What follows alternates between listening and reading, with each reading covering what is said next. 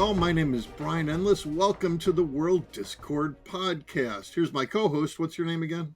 My name's Joel Ostrow. Thanks for joining. Hello, Joel. How you doing today? I'm here. Excellent. Well, we'd like to take this episode this week a little bit belatedly to wish all the veterans a very happy Veterans Day and to thank people for their service in the military. As many of you who are listening know, I'm often extremely critical of what our government does with the military, but please take that as critique of the politicians who are ordering people off. I have immense respect for the people who volunteer their time and service to serve for us and to protect us and sometimes to put their lives on the line. So we're very pleased today and grateful to have a couple of military veterans with us to talk about what the world looks like from their perspective. Joel, let me turn it over to you to introduce our guests. Thanks. Yeah, and I want to echo that. Happy Veterans Day and our guests as well in particular. It's a timely discussion. I've been looking forward to this for a while. I for a long time taught a course which I called The Experience of War. Brought veterans ranging from World War II to the first Gulf War. Justin, I don't know if you came to any of those events we did on campus, but had a couple every year. And it's been a while since I've been able to engage in a conversation like this. My hope was, Brian and I, this podcast covers conflicts all over the world, and we've pretty much touched on every continent, a variety of different conflicts, internal, international. And what my hope is here is we could sort of get a perspective on what it all means through the eyes of people who've experienced it. And we're fortunate enough to have a former student of mine, retired Army Master Sergeant Justin Van Gundy, and someone who served with another former student of mine, Sergeant Major in the Army Reserves, Edward Levy. Did I get all that right? Awesome. That's correct. Maybe start with Justin and then Ed. I know you both did tours of duty. For whatever you're able to share, can you tell us sort of the where you served and the time period and maybe a little bit what you did, just in a general sense? I can do a little general sense. Yeah. So I guess first deployment was September 07 to January 08 in Baghdad, Iraq, support of a Joint Special Operations Task Force. I used to be with the 75th Ranger Regiment. Okay. So that one was doing intelligence collection. Okay. Then I followed that up with another trip out to Baghdad from July 08 to January of 09, doing the same thing, same task force. Then, let's see, around summer to fall of 2010, Helmand Province, Afghanistan, again, doing special operations, intelligence collection, and then summer 11 to fall 11 in Coast Province, Afghanistan, doing the same thing. So not too much. No, just little short vacations. Yeah. And Eddie? So I was a infantryman with the 101st Airborne Division. I went to Iraq in 2005 to 2006 there in Baghdad, and then turned around and went to Coast Province, Afghanistan, 2008, 2009. Excellent. Thanks, guys. I think we want to kind of go through your perspectives on the wars, kind of from a big picture, as opposed to, you're welcome to bring in any of your military service, but I know you can't talk politics while you're in, but you can, if you choose to, while you're out. So really the question is, what did you think of how we were involved in those conflicts that you were in, and what did the people you served with think about it? Did that come up? Is that a topic of conversation? Let's go to Eddie first for this one. Yeah, absolutely. So when I was in Iraq, 2005, 2006. It was it was a time where the sectarian violence was really high. And so that was a lot of what we did was patrolling neighborhoods, going to key leader engagements and sitting down meeting with the local elders trying to address that problem. And at least at my level, it felt a little bit like we were playing chess instead of checkers out there, or Yep. the other way around. Got it. Go, buddy. Go find. Okay. Justin, how about you? Done the same question, that. Justin? Like how did you and your comrade? I mean, you did 4 tours of duty in 2 countries over quite a wide period. But how would you describe sort of your own and other people you served with, their orientation towards what you were doing? Well, it was sorry, phone call.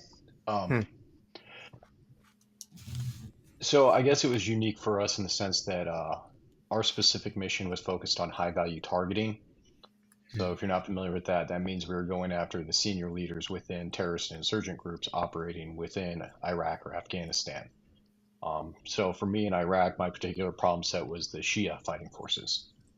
Now, as far as the big picture, I mean, we kind of saw some of it and kind of understood where it was going, but we also understood the complications of it, given the political nature of the target set, because of, we'll just say, of who the Shias were getting material support from. I'm sure you can piece that together on your own without me alluding further to that one. We will assume it is Iran without you needing. Yeah. For the audience. So obviously, if you think from those terms, and it doesn't matter who was actually in the office at the time, as far as president goes, that's a significant problem set, because now you're trying to be like, how do you approach that problem set without pushing too far to create further issues, if that kind of makes any sense at all. It does, yeah. As we were looking at, like, once we started getting more of the big picture stuff, or like how it could shape out, I'd say one of the significant things was probably around latter part of '08, beginning of '09, when we had to move to the warrant-based system with the Iraqi courts to actually be able to go after high-value targets. So that kind of changed the way things were going, because you figure prior to that point, it was the authorities were in place to go do the missions we needed to do.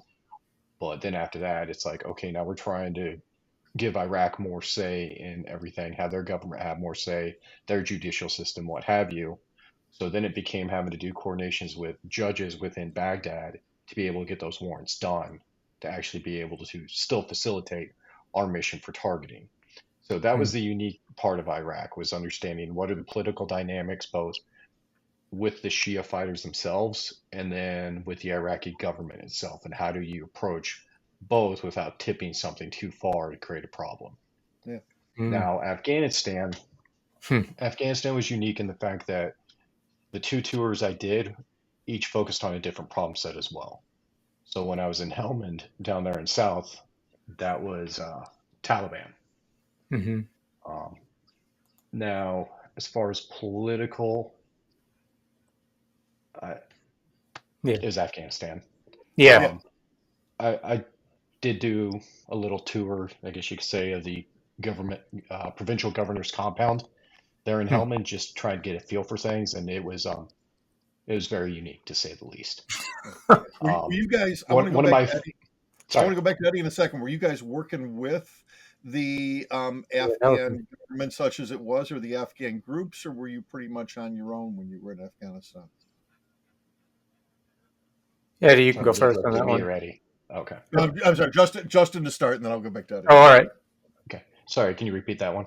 Yeah, were you guys working with the government, such as it was, and or with other groups that were there, or were you pretty much on your own when you were going against the Taliban? In Afghanistan, I was not working with governments. Okay. That was just strictly high value targeting, and we did our thing. Okay. And Eddie, you were describing before, you were mentioning when you were lower level, but you moved up through the ranks somewhat. Was that a different experience when you did that? It is completely. So I did my 2 deployments lower in rank. I was a specialist E4 in Iraq, and then E5 sergeant in Afghanistan. And at the time, Afghanistan, they did a much better job of painting the larger picture for us, at least the picture that they wanted us to see. The benefit of hindsight now tells a lot about what was actually happening, but General McChrystal went over right prior to my deployment and wrote that 300-page paper on what was going on in Afghanistan and what needed to happen to positively affect change there. And the one thing that I'll say to the credit of General McChrystal is he wrote it in a language that I, as Sergeant E5, could understand. He didn't write it like a general. He wrote it where I could pick this, and I'm not going to even try to lie to you and tell you that I read all 300 pages of it.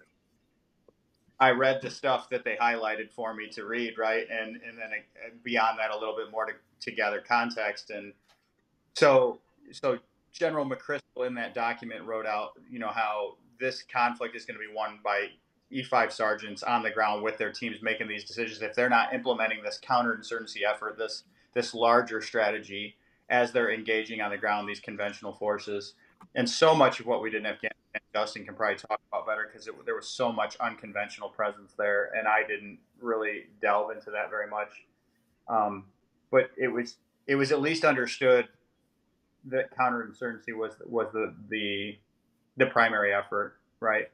And as an individual soldier, and speaking only as an individual human, not as a reflection of the Army policy or any of that, I was woefully underprepared for a counterinsurgency style conflict. Everything that I had been taught in my training was kinetic operations, kicking doors down, clearing rooms, movement to contact, all of that. I had very little engagement on sitting around a table as a 23-year-old and having a conversation with an elder from a village about what he needed support-wise from the civil support team to rebuild the because counterinsurgency, again, just for the audience, we're talking winning hearts and minds and working with the people here for the most part, making sure that there's not a place that bad guys can go to and that they lose support, basically, right? And maybe since you're sort of describing a little bit what your day-to-day was like if you had to ballpark it, and this interests me just because of my experience talking to other veterans from other conflicts going way back in time, like almost a century ago, right?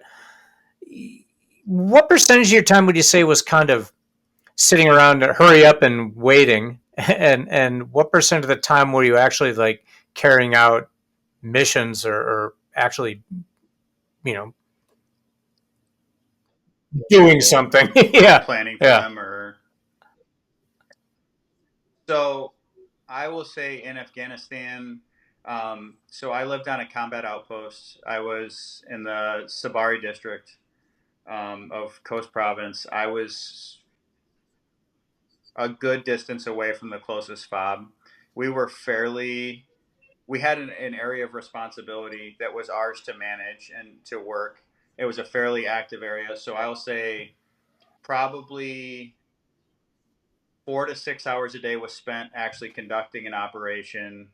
Probably another 2 hours prepping or debriefing or planning for the next day's missions or whatever that. So, and then the rest was downtime. So that's 8 hours of a 24-hour day that you spent in some type of operation. Right. They weren't all cool operations. Some of them were, walk around this village and just talk to people. Some of them were more kinetic. Some of them were, But it was something every day, though, it sounds like. We did take. Yeah. How about you, Justin? Was it similar for you in that sense? I mean, obviously there's going to be down days, but for the most part, every rotation was every single day plan on doing something. Because when you're talking like the high value piece, you're trying to go kinetic as much as you possibly can. So without being ridiculous, it's almost like you're trying to do a mission every day. Very different. Like, I don't know if you've read accounts of World War I, World War II in particular, but even Vietnam to an extent, like there'd be weeks when they'd just be waiting for some kind of mission, and then all of a sudden the shit hits the fan, and then so it sounds very, very different kind of Everything was environment. more kinetic. Everything was more kinetic. That's why it's not focused on the whole idea of like patrols, say in Vietnam, where you're trying to patrol through an area and Yeah, then what happens happens. It's more of like you're getting out there and trying to find something. It's very kinetic. Brian. Interesting. Yeah. So, hang on, Joel, you go. I'm putting my question together. I guess so. So you're doing some kind of mission. I understand, Eddie. Like some of it wasn't all combat, but what was the frequency of encountering or being in close proximity to fire?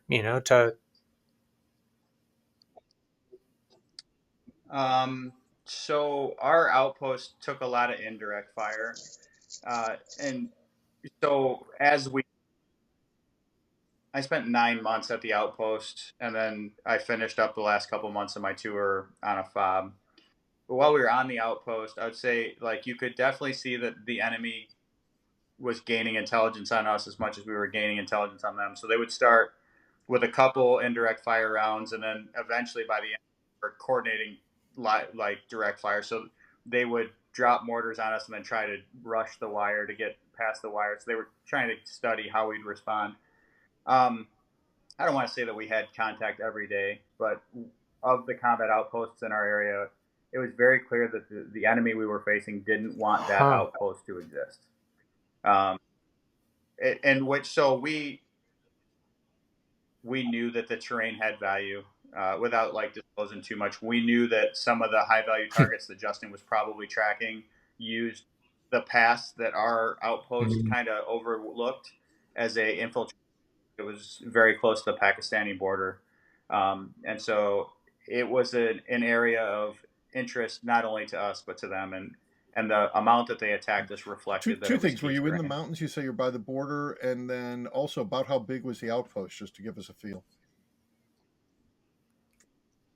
So the outpost was split in half. It was, I don't know, maybe a 4-acre compound split in half, and had the Afghan security group AASG, and then the back was just over 30 American soldiers. Justin, how about you? Like, if contact pretty regular, I'm guessing, right?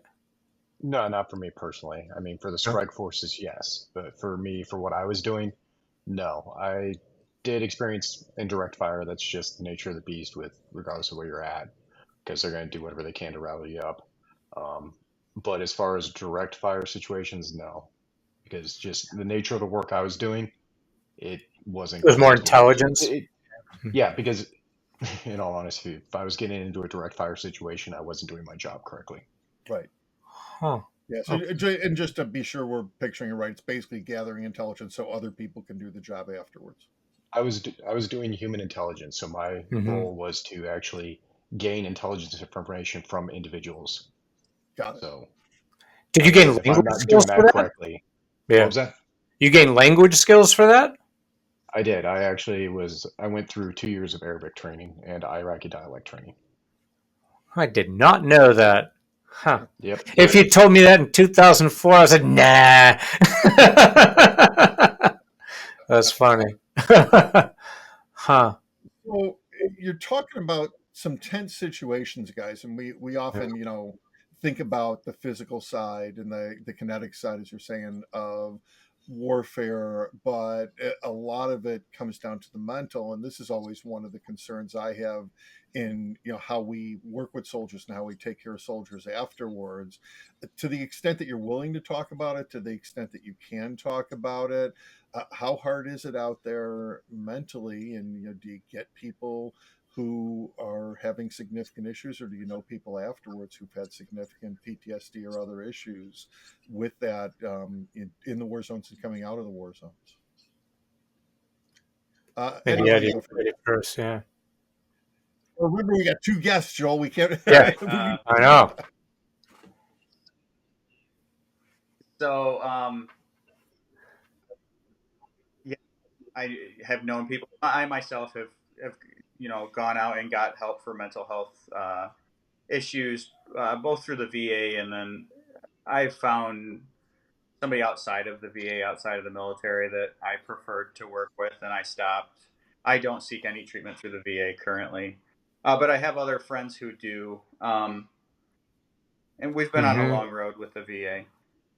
I'll just and they appear to be making an effort. There's a Mm-hmm. lot of distrust there. So a lot of the I work with, a lot of the veterans I know and I interface with, um, it's almost like, so I'm still a senior enlisted leader in the Army Reserve. So I still, talk to a lot of people, take care of a lot of people. It's kind of like faux pas for me to recommend somebody to the VA because I'll get a violent feedback like I'm an establishment man, and I'm not going to that's not going to benefit that vet at that point. It's immediately going to turn them off. And my goal is to get them help. And so a lot of times the VA doesn't enter the conversation because of we used to Yeah. talk about the mental health stigma. And I think we've done a lot to get rid of Mm-hmm. that. But now the VA's got a stigma that they have to overcome because of their failures over Decades. the years. Decades. Oh, yes, yes, Yeah. yes, yes. And that's tough. But there's a lot of really great private organizations out there that are doing good, and even the National Suicide Hotline. They have an entire like sector just dedicated to veterans through that program, and we've had with referring veterans through that, and then that trickling down and finding local providers to help people. So Yeah.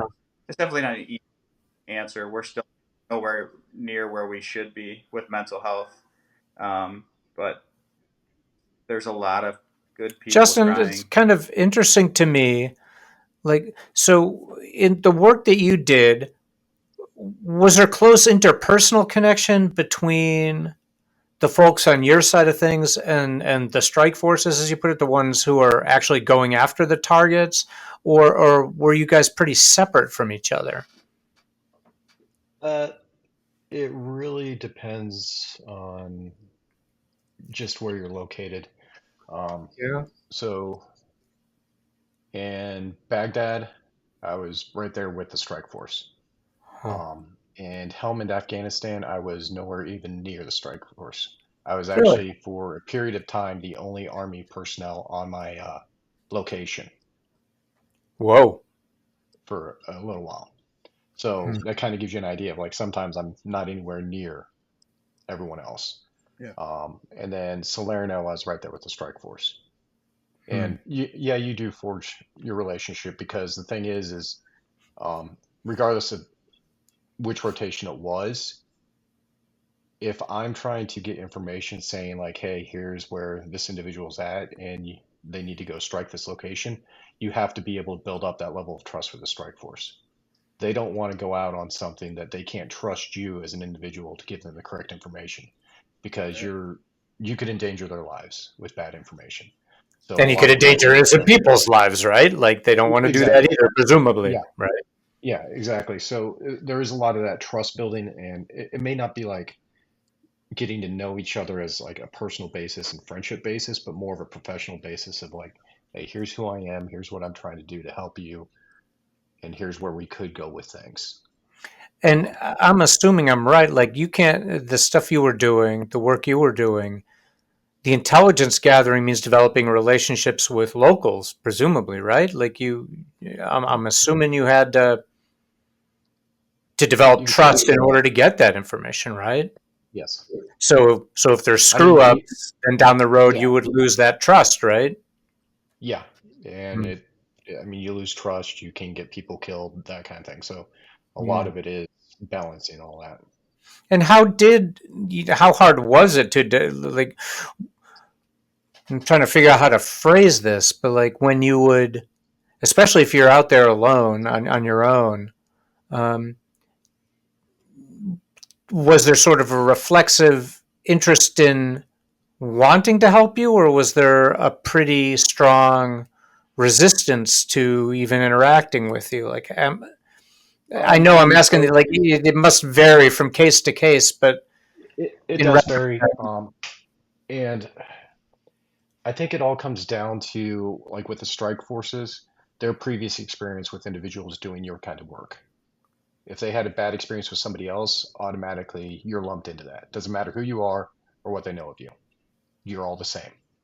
Um, Now, me being out in Helmand and, like I said, being the only U.S. Army personnel out there for a period of time, um, I made sure to forge relationships with the Marine Force that was out there, the British force that was out there, and just that way, if I needed some additional you assistance, could get it. I had Yeah. that in proximity.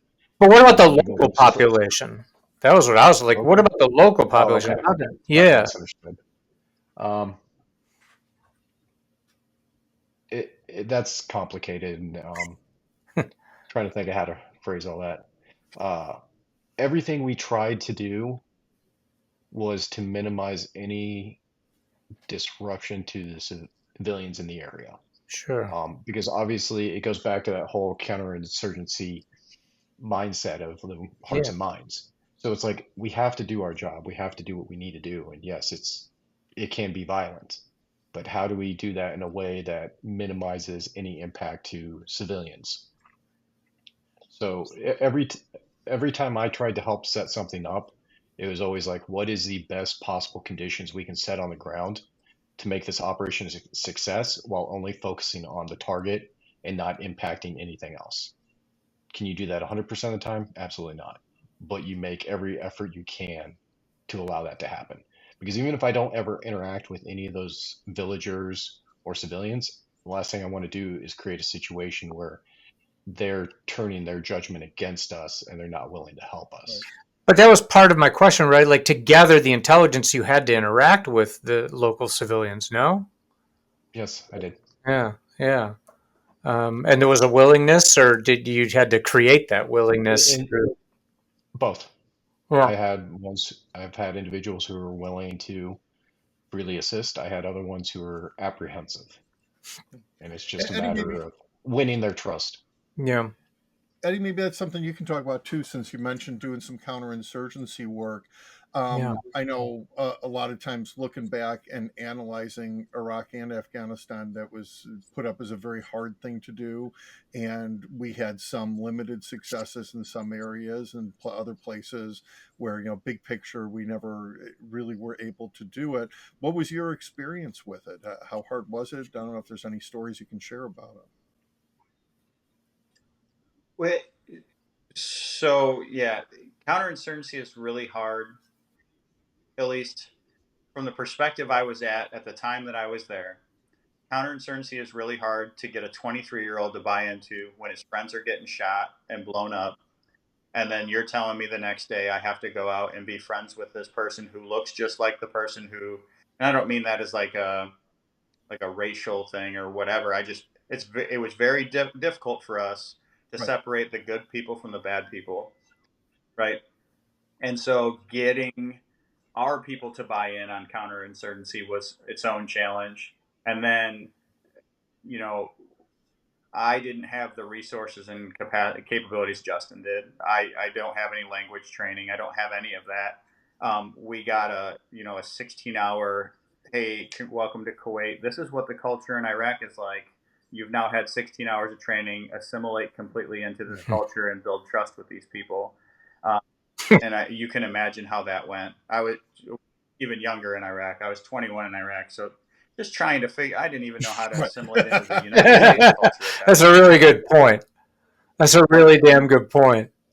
right? And so it was really hard because ultimately counterinsurgency builds. You guys are hitting on it. It builds. It comes down to building relationships with people and building trust, and then recognizing that we both want the same things. I don't want to be in Afghanistan anymore.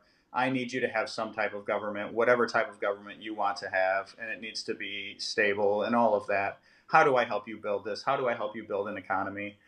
And you've got a platoon of infantry guys, and I was when I was in Afghanistan, I was the number 3. I was the junior section leader. So I had another section leader, a platoon sergeant, a platoon leader above me. So you think about that in like hierarchy, the 4th guy in charge there is a 23-year-old kid trying to assimilate into a culture and run counterinsurgency operations. And I'm got a 16-hour introduction, and like, this is the culture here. And so you're trying to build relationships, and these elders in these mountains are looking at you like, where Right. we don't have a beard, we don't like all that are valuable to their culture, that show wisdom, that show time. We don't have any of that. And so it was really challenging for us to meet them on a playing field where they could hear what we had to say. And Right. I don't blame them for that, because our weren't lining up. Do you think they're like, I go back and forth as you were talking, trying to figure out what my assumption is. And a part of me would assume that there was, from the get go, a healthy skepticism, if not antipathy, towards Americans in both places. But then on the other hand, I could also assume that there was a great deal of hope, particularly in Afghanistan, that the American presence could help to make conditions better. Uh, Again, I'm asking you to stereotype like the people you interacted with, but um,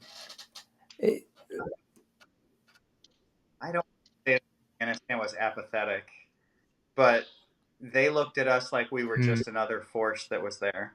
We went to we like drove up these narrow mountain roads and ended up at this village, beautiful stone walls, like one of the prettiest places. Like, I hmm, wish that I could take you guys back there and like show you how to look there, right? But they yeah, thought we were Yep. Russian at first. They looked at us like yeah, Right. who is it now? Like, I don't want to, like, we did meet people that had hope and that believed that we would bring good things and good dam projects to bring water to the fields, and thought that we could provide meaningful help. But also, it wasn't unusual for us to encounter people in a village that didn't know people 10 miles down the road at the village before, like, that we had just been. They're really self-contained. At least that was my experience. Justin might have a better. He had a better vision, I feel like, based on what I'm hearing yeah, him say. So he might have a better understanding. But what there was pockets of hope, but there was also pockets of apathy. Like, oh great, Yeah. you're just the next guys here, and then there'll be yeah. other. Oh, now we lost Justin. It was. Yeah. No, there Talk he about is. much. That was Yeah, perfect Justin, timing. you were there a long time. Like, did you experience a change in attitudes towards you, towards us, towards Americans, towards our presence over Uh, time? sorry, my whole connection dropped for a minute. Which No, it's fine. specific area you referring to, Iraq or Afghanistan? Either one. Either or. Yeah. Um, let's see. Iraq, I didn't really see any significant change to attitudes based upon what I was dealing with and who I was dealing with. Um, just some people use this as a means to an end, Hmm. and some people were willing to work with us to actually for the betterment of things. And when I say a means to an end, I mean some people knew that if they helped us in certain ways, they could gain what they wanted, whether that be nefarious or not. Um, Yep. in Justin froze up. Afghanistan, oh, sorry, am I Yeah, on you there? froze for a bit there. Okay. In Afghanistan, again, you had some people who are willing to work with us as a means to gain something. Hmm. And it's their ability to, is their way of leveraging what they wanted. Others, again, working with us because they had a So greater goal in mind for the country itself. I think I may be So frozen. it No, you're really good. depended on the Take a pause for individuals. a second. Okay. Let me ask. You guys are kind of both pointing toward this, Justin, especially a little bit. So, from an outside perspective, we arguably went in and expected people after we overthrew Saddam Hussein to welcome us with flowers. That was the public statement that was made at that point in time. And in Afghanistan, we went in and kicked out one of the worst human rights regimes ever that was oppressing everybody with the Taliban. Was that something that people were talking about at all, or was it just still kind of everyday life and they didn't experience that much? Did you get thanks, resentment, any comments on it, on any of that stuff at their national level, or was it just all local people with local issues? In No problem. No what's the problem. question Let me again? restate the question. Well, Joel, we're back at 3940 here. Yep. So you guys are talking about the locals. When we saw this internationally, we saw the idea of, I like the way I said it the first time.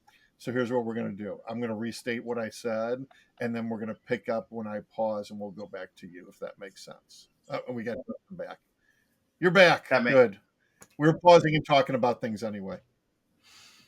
All right, so let me restate briefly, but I like the way I asked the old question, so we're going to use that first cut, and then we'll go to Eddie, and then we'll go to Justin, since Eddie was about to answer it.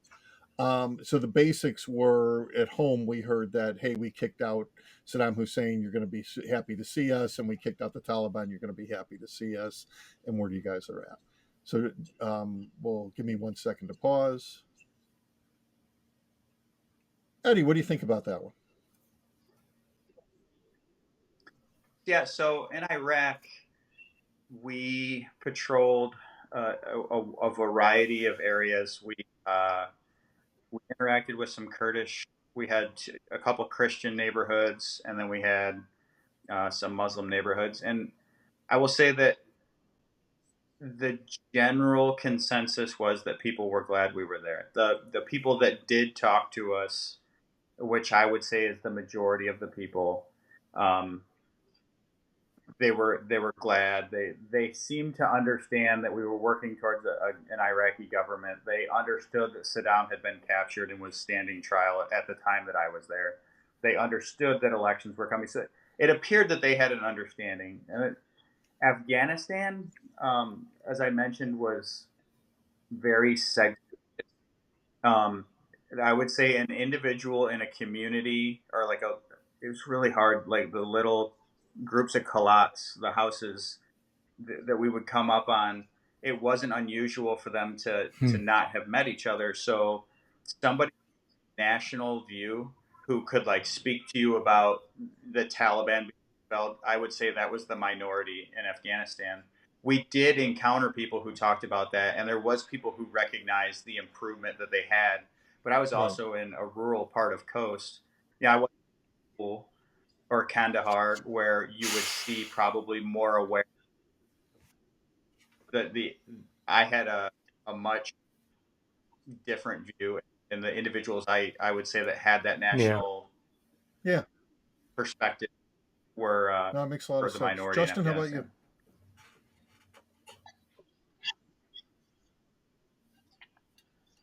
Well, okay, so with Iraq, by that point, truth is nobody even talked about Saddam, nobody cared. The bigger issue I found that most of them were experiencing, at least the ones I talked to and what I was dealing with, was Muqtada al-Sadr and his influence on things, especially with his connections to Hezbollah and Iran. So there was a lot of concern about what was his influence within the government and how does that impact the future of Iraq. So that was the one, and people I would like in an hear about, unfavorable way, right? from most people I spoke with. In Afghanistan, yeah, unfavorable is putting it kindly. Then in Afghanistan, to kind of play off of what was just said, you've got the villages that are so separated and segregated that, yeah, they don't necessarily worry about a national level impact. It's more of what is impacting their villages, their families.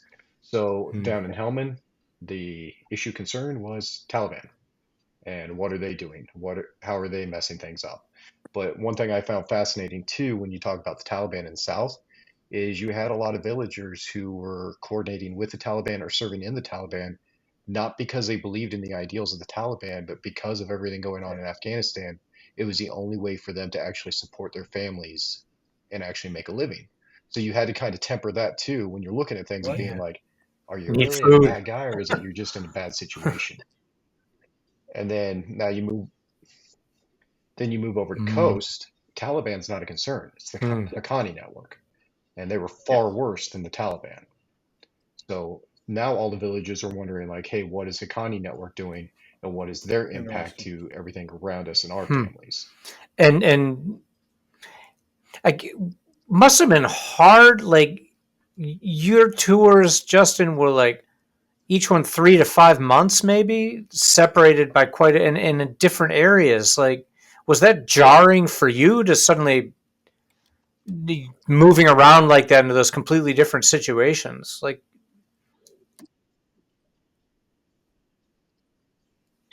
You just have to adapt to it. You just get used to a new problem set.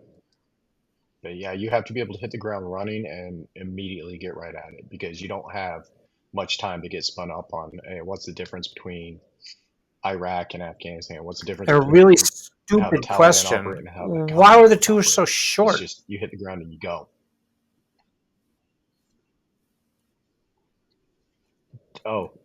So with special operations, you tend to do shorter rotations because of the frequency in which you rotate and the intensity of the rotations. So, like I said, you're talking nightly missions for the strike forces. And what it is you go out for 4 months and you come Okay. home for about 6 months, and then you're right back out the door again. Like those two rotations in Iraq, I went out for 4 months, came home for 5 months, went back out for 7,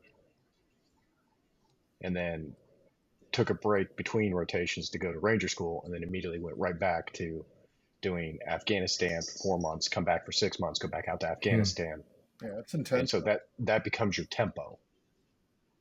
So if you try and stretch out the And rotations, a you're going to work really day burn for your people out. you, like, you, a lot of your work's at night, right? As you described it. So not Uh, a lot of sleep. I would be doing daytime and supporting nighttime. Yeah. I have it depends. I mean, I had one particular Hmm. day that I can clearly recall that it was 36 hours. Basically, I started in the morning, worked through everything, carried into the night to support the strike force and what they were doing, and that went into morning time the next day Hmm. and didn't wrap up Hmm. until pretty much 36 hours had Eddie, passed. does that At that point, I was very ring done. familiar, or was your experience totally different than that? So we got we got better sleep probably than he did, from what it sounds. But it just so the when you're in a conventional force, um, that you're limited by resources and availability. And so when we would get helicopters to do some helicopter assault missions, we might do 2 or 3 missions back to back to Hmm. back because we had the helicopters. Or we might go out and stay out for 3 days. And so if you're out for 3 days, you're obviously working for 3 days because you're wire, you're not in a secured area. So you might be able to catch a couple hours shut eye here and there, but you're constantly updating the Taliban and the Haqqani network, as he mentioned specifically, had the ability Hmm. to coordinate on you very quickly and like with overwhelming firepower come down on you. So uh, we learned that we had to set targets set like pre-designated targets for artillery and stuff like that. So you were constantly working on defensive posture, and so it was just a lot of work, but it wasn't constant for me. Like there was some downtime where we could get some sleep, but I think Justin would probably agree. It's really hard to describe like what the op tempo was because sometimes it really was nonstop, and then other times we'd have 4 or 5 hours Right. where we could just chill and do nothing. No, that makes sense. Um, Another just top of my head question here: how much did the people in the field in camp in particular talk about U.S. politics in terms of what the government was doing, where the government was sending troops? Is that an issue, or is that something that soldiers don't really talk about? Justin, why don't you go first on that one?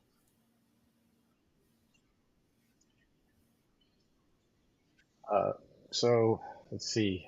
I was overseas in Iraq for the '08 election. Then I was actually in Kuwait for the '16 election. So those are the two ones that stick out to me as far as any kind of political discourse and discussion.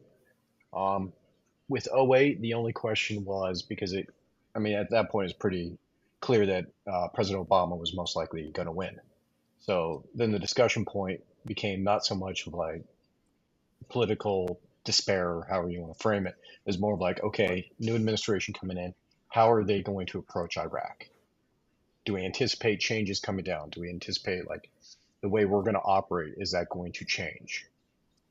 So Did you guys that was discuss generally strategy though, or the question way strategy? I mean, I'm kind of like thinking of like the Chicago Bears right now, where everyone on the team is like, "Whoa, we got crappy coaches. They don't know what we're doing. What's the hell's with our offensive line? Why are we throwing the ball there?" You know, it's like, do you guys get into that, or is it? No, no, I wouldn't say we ever did. What we did was we anticipated more Hmm. what was a strategy that was going to be in place with that administration, and then what do we do to shift our way of focusing on our targets and how we need to approach our mission sets. Okay. It's more of like, it goes back to that whole adapting piece. It wasn't so Okay. much like, oh my God, what did they just come up with for this strategy? It was more of like, okay, this is the way we're going. How do we shift everything we're doing now to still ensure mission success and that we're helping to achieve that national goal? So that's the way, like all of our conversations generally went that way. Great. Of like, Eddie, how about you? hey, here's where it's going. How do we get there? Yeah. Then Uh-huh. 16 is just the wild card of like, what is going to happen? So I was overseas 05, 06, and then 08, 09. So that's one of the similar times. I would say a lot of the conversation was more like generalized, right? They don't understand us. They don't understand what's going on the ground here. Nobody that I can recall ever specifically named any candidate or even position. It didn't even say the president doesn't understand us. It was always they. It was almost like a view of the government as a conglomerate didn't understand what was going on. Um, and then like everybody had their opinion on what this is what we need to be doing strategy wise. There was no like, hey, is this candidate going to bring the strategy? It was, well, this is what we need to be doing. They don't understand us. They don't know what's going on. We didn't get, at least in my groups, my people that I was with, we didn't get super into the weeds of discussing individual candidates, their platforms, But in all of terms of that. strategy on the Just ground, it sounds like there was quite a bit of discussion of what was needed and what didn't exist. like a lot of Yeah. whether we should be there or not. That was a Mm. consistent thing that was brought up. Whether or not we were having an impact or not. What friends back home were saying about stuff, and the guys bringing like, hey, this is what they're saying, back home about the war in Iraq, or we're losing the war in Iraq, or nobody cares about the war in Afghanistan because it's all focused on the surge, on General Petraeus and the surge in Iraq right now. Nobody remembers Afghanistan's a thing. And so it's strategy stuff like that is mostly like what we talked about, um, there, like I said, there was a lot of struggle to convince them that coin or counterinsurgency was the way to go, and so there was a lot of discontent about that. Um, but individual politics, we really didn't get into a ton. Joel, you got a final question, or you want me to take one? I do. It's a hard one. Maybe it isn't so hard. But the two of you and Justin, I've heard about. We have a lot of friends in common, and although you and I have not been in much contact over the years, I've been in a lot of contact with a lot of people who are in touch with you. And you guys both, and Eddie, just hearing you, I know it's the same. You guys invested a lot of blood, sweat, and tears into the work you did, and commitment and service. And maybe if you can reflect individually and then sort of your collective guess about the second half of that, like the people you served with. So speak first towards yourself, and second, those that you served with.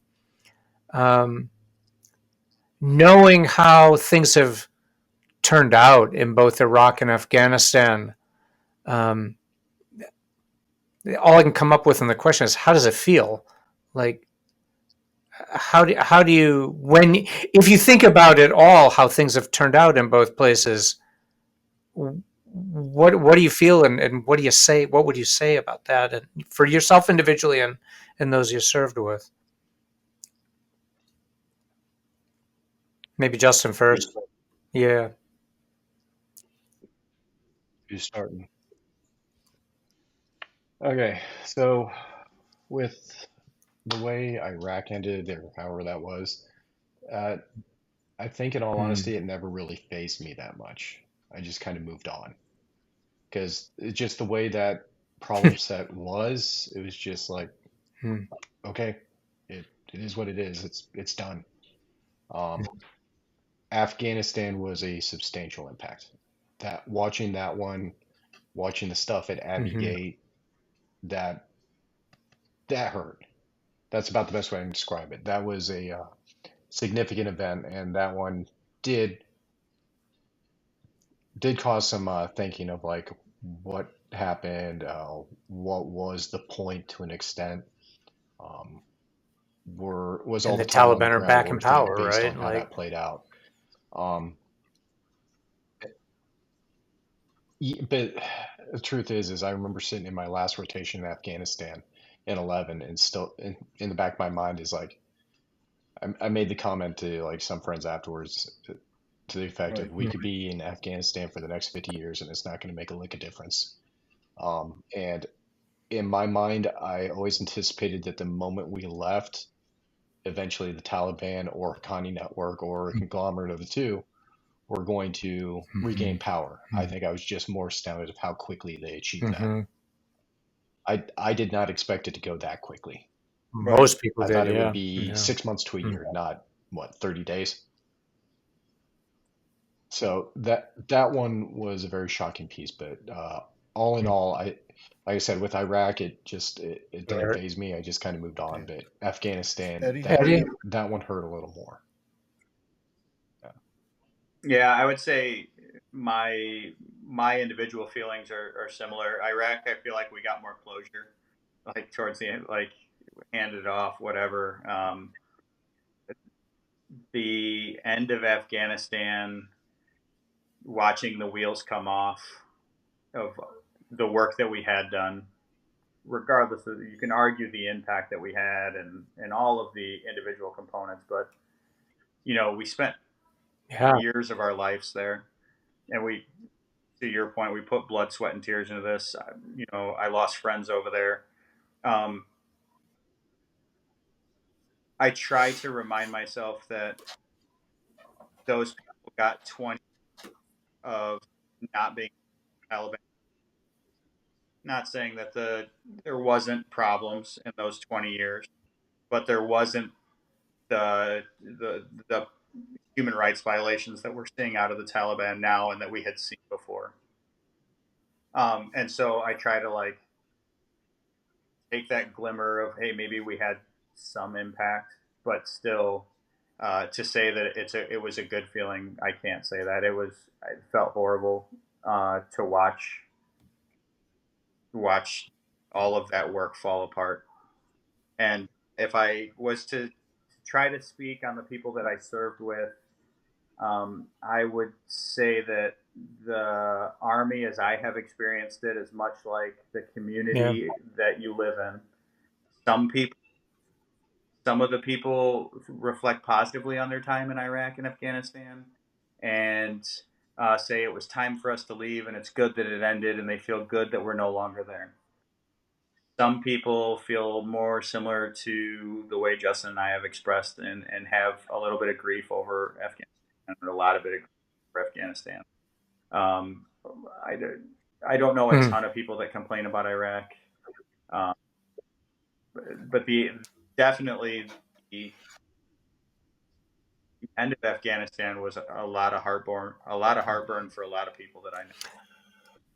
Well, Well, you gentlemen, guys should thank both be proud of your service, right? I mean, that you guys clearly tried to did the best you could, and tried to make a difference. And I think, um, I think people need to hear would do well to hear more from folks like yourselves, because obviously in both places things did not turn out the way the United States, whatever the hell that means, had hoped.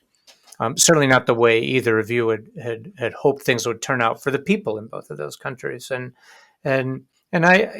there's no reason to disbelieve. I agree with you, Eddie. Like, but the vast majority of people who served, 100% of the people that I talked to, express sentiments like your own, that you genuinely, sought to achieve an end where people's lives there would be freer and happier and better. So thank you to both of you. I'm going to say for my part, guys, really appreciate you joining us and putting a human face on this. We often talk about conflict. We talk about a big picture. Sometimes we talk about the people being victimized.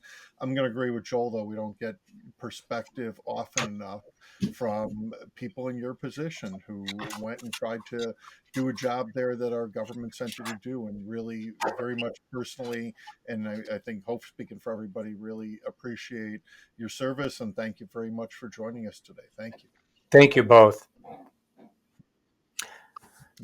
Thank you, guys. So on behalf of the World Discord Podcast, thank you very much for being with us. Want to let everybody know we're going to take a couple weeks off. We'll be back after Thanksgiving, and hope you'll tune back in then. Joel, anything else? Thank you, listeners. Thank you again, Eddie and Justin. Thank you, Brian. Thanks, David, for producing this, and see you next time. Have a good one, folks.